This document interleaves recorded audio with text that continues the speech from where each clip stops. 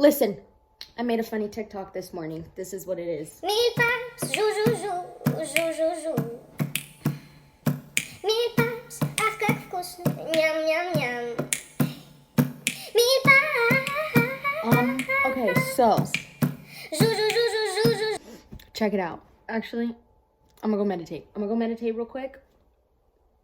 Then I'm gonna tell you about the past life regression meditation that I did yesterday. Lonely, but not when you hold me. Your beauty weighs on me. This feeling's too good. Hey, listen. All right, so check it out. Past life regression. Past life, if you don't know what that is, I'm very sorry for you. No, I'm just kidding. When you're on your spiritual journey, it's honestly really beneficial for you to learn about your past lives, or at least one of them, because you can learn about any things that you need to work on in this life that like you didn't do very good job in the last life type thing, okay? Karmic relationships, karmic contracts, whatever, that follows you through every lifetime, okay? And the point of like waking up, being woke spiritual journey is so that you don't have to continue to repeat the signs that you did in the other lifetimes, so that you can heal and grow and really like live life to the fullest with your time here on earth, because here on earth is only the first step, you know? We all chose to reincarnate on this earth. Like the life that you picked is what you picked for yourself. Let's say that you have a mental illness. You picked that coming into this life because it's something that you need to like overcome. And I'm not saying like, okay, like blah, blah, blah, blah, blah. Yeah, you can just stop being mentally ill once you're on the spiritual journey. No, I'm just saying like, there's something deeper that you need to know about that. Like, once you start getting on your spiritual journey, you're gonna start getting signs. I don't know, everybody's journey is different. Mine is completely different from my friend Chelsea's. Essentially, it's like the same thing. So I'm gonna start talking about it so that like maybe some people can pick and choose from what they see from me, and hopefully it helps them on their spiritual journey. I was seeing a lot of stuff over the past like 2 weeks about past life regression. And you know, I talk about my signs all the time. I was seeing signs, and that's kind of how like my spiritual journey works, is like I start to see it all the time, I start to hear about it, and so I'm like, okay, this is what I need to do. Honestly, I was pretty scared, and here's why. Because I was seeing a whole bunch of content, especially on TikTok, about people doing the past life regression and seeing how they died, but they also kind of like felt it a little bit. But I was a little spooked, and it was this one, she was ripped away from her daughter, and like they slit her throat because they thought that she was a witch type thing. So I was like, and then she said that her like neck was hurting. So I got a little spooked. I was like, I don't want that to happen to me. So I kind of like put it off, but then I just started seeing like, it was just everything, like past lives, or just in my brain, it was just a lot like, hey, you should do this, you should do this. That's what your spirit guides, your spirit team, blah, blah. That's what I'm noticing, how they talk to you is just, you just have like this sense of, I need to do this and like only this type thing. Okay, I'm gonna do it, you know, whatever. We're gonna try it out.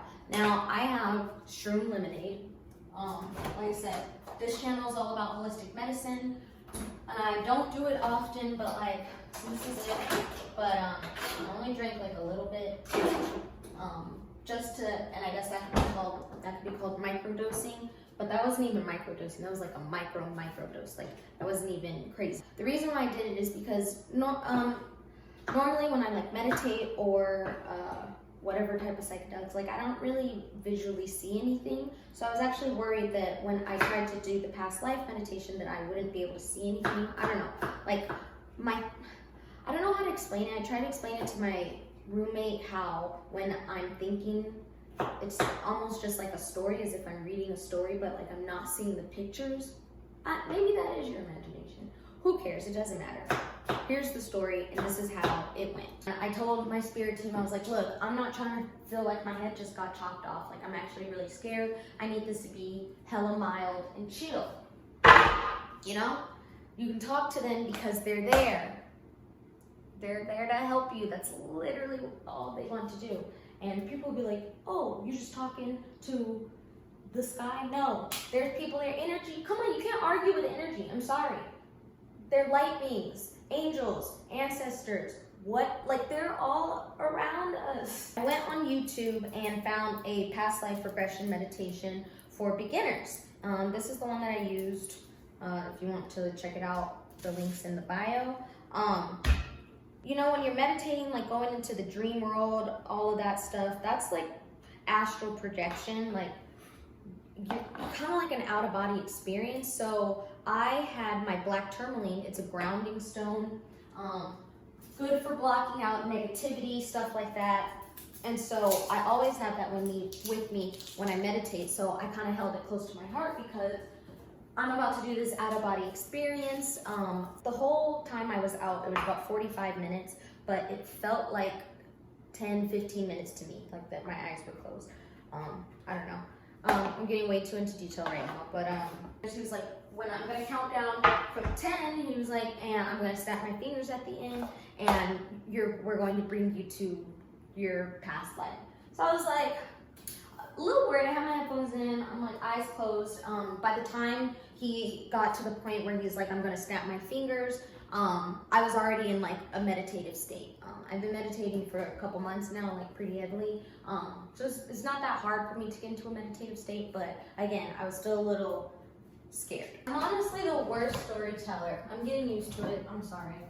Before, and now that people have past life readings, like as you can go get a tarot card reading, there's past life readings, and I never really got one before because I'm like, okay, well, people could just make up anything. I don't want to just like believe them. So that's kind of why I never really dabbled into past lives, because I was like, it doesn't matter. But as I got on the spiritual journey, I was like, oh, okay, so we actually need to know about it.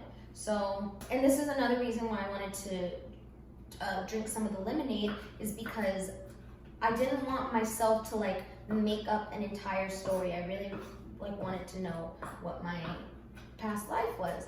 So he snapped his fingers like the very first time, and it felt like my body just like sunk down, okay? And I was like, oh shit, like this is for real, this is happening. It's like kind of dark, and then I actually was seeing something. I was like, oh my God. I was in this like, I was in a house, and I was sitting down on this sofa chair or whatever by a window. I was this older lady, my hair was like all gray, and it was tied up in a bun. And I was like knitting or crocheting or something.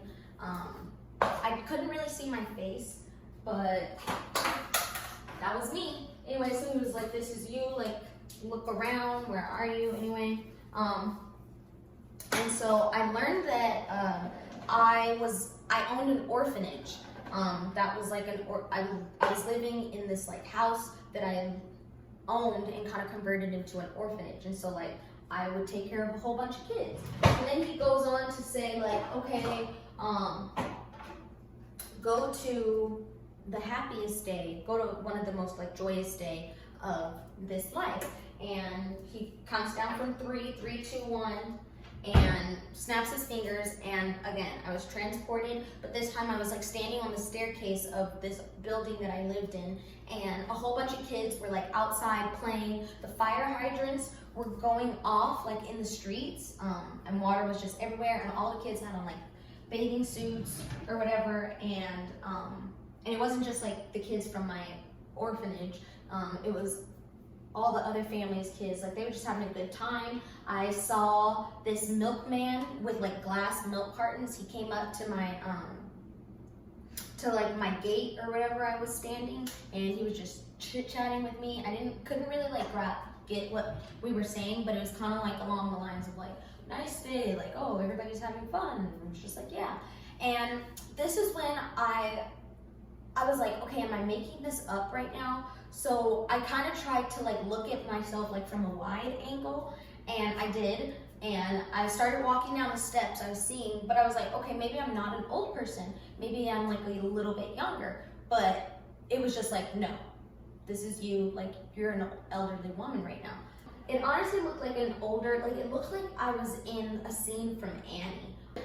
The next thing, he's like talking, he's like, okay, we're gonna meet someone that you were like really close with in the next scene. He snaps his fingers, and again, I'm transported, but this time I'm back into like the living room of where I live. And someone from like a staircase, they come down, and it's this little girl, and she runs up, and I'm sitting in this sofa chair, and then there's like a long couch next to me, and she comes up and she runs and she like jumps on the couch, and she's like, hi, like she's talking to me, she's happy, and I'm looking at her, and it's this young girl, and they're like, the dudes, the guided meditation, he's like, ask them what year it is, where you are, what's their name, blah, blah. And I asked her what year it was, and she goes, 1975. And I'm like, okay, where are we? And she's like, Berlin. And I'm like, Berlin, Germany? Like what town? Like what's the street? Blah, blah. And she was looking at me, she was like, I don't know. She was like, I'm just a kid, like, I don't know. And so that made sense. So I got that it was 1975 Berlin. And originally I thought it was Berlin, Germany, but when I was explaining to my roommate like what it looked like, he was like, it sounds like New York. And I was like, how could it be New York? And he was like, there's a Berlin, New York. And I was like, oh my God. So I went and looked up Berlin, New York, and I was looking at like how the houses looked, and they looked exactly like what I was seeing. This is kind of what they look like. I'm gonna pop it up there. But I was like, okay, I see what we're doing now. Anyway, I asked her what her name was, and she said it was Bianca. And at first I was like, that's such like a basic name. And so I tried to like change the, like search for the name, but not her, whatever light being or whatever was with me, because I wasn't by myself when I was doing this, and that's because I asked for help, and not help, but like assistance. I pulled some oracle cards before beginning, because like I said, I was scared. So I took out my Archangel oracle cards. I'll be right back because I want to show you.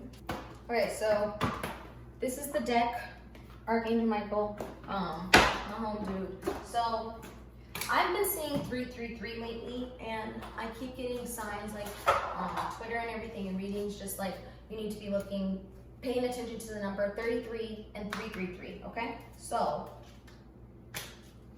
I was a little hesitant about doing the past life regression because I was like, oh shit, like I'm putting myself out into like the world at the unknown type thing. So I just kind of wanted to see what like the theme of like what if I should do it, like what's going on, blah blah blah. Kind of similar to when I had my ego death experience in the beginning before I did it. I was like, what's going to be the outcome of this room trip? And when I did the cards, the death card came up, ego death. Okay, so same thing with the oracle cards. It was literally like 5 in the morning. I put the card out, I was like, should I do this? Like, I'm kind of nervous, like, just tell me anything. This card pops out. So I kind of freak out, one, because it says dimensional gateway. Are you serious? Dimensional gateway, and I'm about to do a past life regression where I kind of go to a different dimension. It says, and then the number is 33. I lost my shit. And it says an invitation. Hold up. I want you guys to get a close look at this. Like, check that out. What? I don't know. I just thought it was so cool. Like, an invitation, dimensional getaway. I was about to step into, like, another dimension in the past. And it says,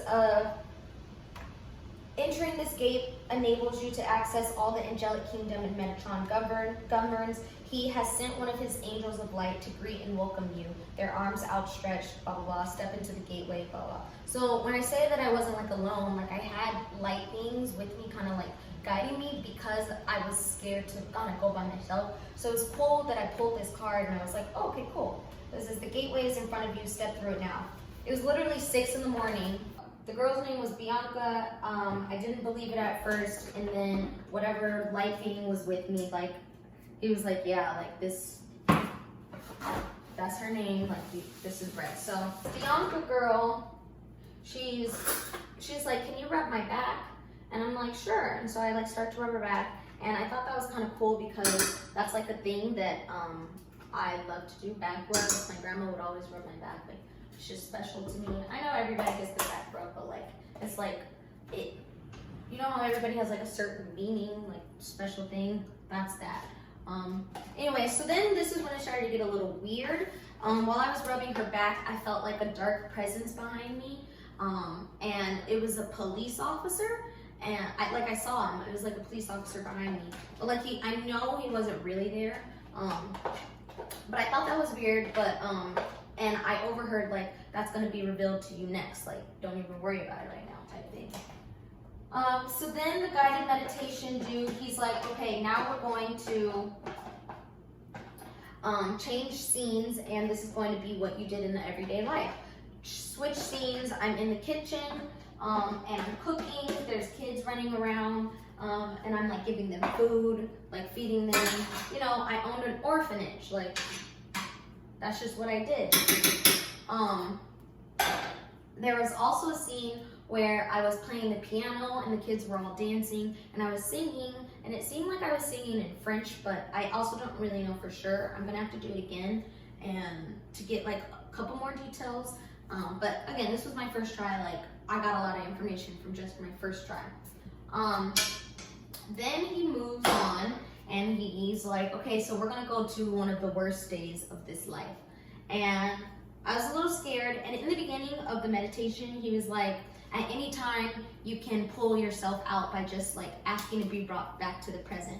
And I was about to do it, but then I was like, no, I'm coming here for a reason, to learn some things. Like, what's up? So the hardest day of my life, 3, 2, 1, snaps his fingers, a knock on my door goes, and I'm walking down the staircase, and I open the door, and it's like 4 police officers, and they're like, we're taking you like into custody type thing, and I'm really confused. The kids are like asleep, and like there's only a couple of them up, and they're like, what's going on? And now, in the beginning, I told you that this orphanage was run by me, not by like the city. It was out of like my own money type thing. So like just to care for the children, like they needed homes or whatever. So I created an orphanage. I didn't have anybody paying me, like, so I must have been some type of wealthy or something, but I don't know. Anyway, so I remember feeling, when this was happening, I was being kind of like grabbed by my arms and like poked. I do not like to be poked, like at all. I lose my shit, like, and I'm talking about right now. Like when people like poke me and play, my entire body like curls up. I don't know how to explain it. Yes, I do know how to explain it. Like, it's so uncomfortable. I know like some people just don't want to be poked, but like I lose my shit, okay? So when this was happening, and they were like pulling my arms, taking me down the stairs, like pulling me away from my orphanage, the kids. I was like so upset, but I couldn't like fight them, and they were like pushing me, poking me, like, go, we're taking you into custody type thing. I just had no control, and how I was feeling like in the meditative state, my entire body started to make me feel like how I feel when people poke me. I just felt uncomfortable. I felt powerless.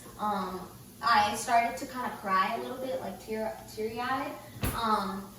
And I noticed that like the police officers, they were still on like my porch, and the house door was open, and they're like laughing, like, you're out of here type thing. And there's only one, there's one police officer, and he's walking me away from my orphanage, okay? And immediately I knew exactly what happened. So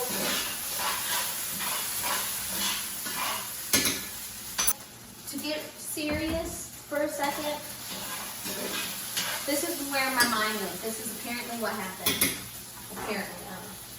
So, alright, so remember how I told you how Bianca, when I met Bianca, there was a police officer behind me, and it was just like a really evil energy behind me, dark energy. Okay, well, when the police officers came and got me out of my house at like 6 in the morning, 5 in the morning, it was like early, like kind of dark.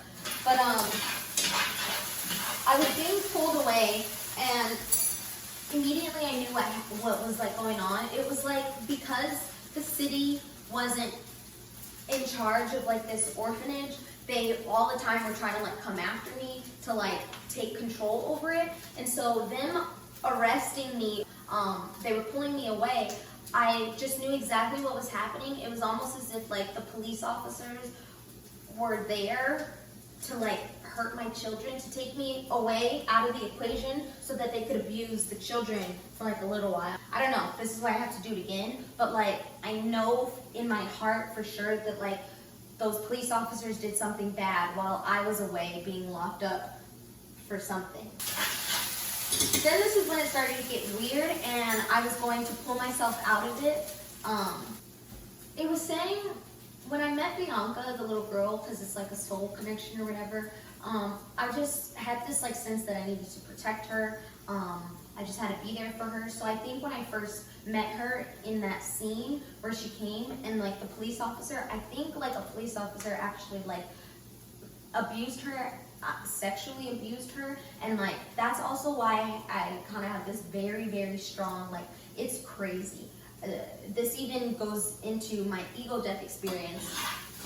I just can't take on like the pain of others when they've gone through something like this, and that's actually a thing that I have to work through, especially with this whole Pizzagate and the child pedophilia, and learning about how like ever since ever, even in 1975, like satanic people are using children's innocence, their purity, and they're like abusing it to the point where like it gives off this, I don't know. So this is kind of how I make the connection to like my everyday life, because like I know everybody hates child pedophiles or whatever, but like that's something I really struggle with. I was never hurt myself, but like learning about that, I was always terrified of like rapists, kidnappers, pedophiles, all that stuff.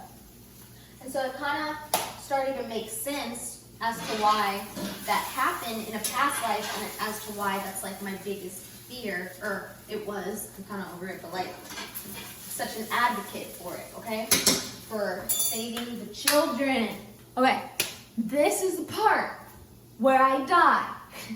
He said, we're going to go to the moment right before you pass. Take a couple of deep breaths.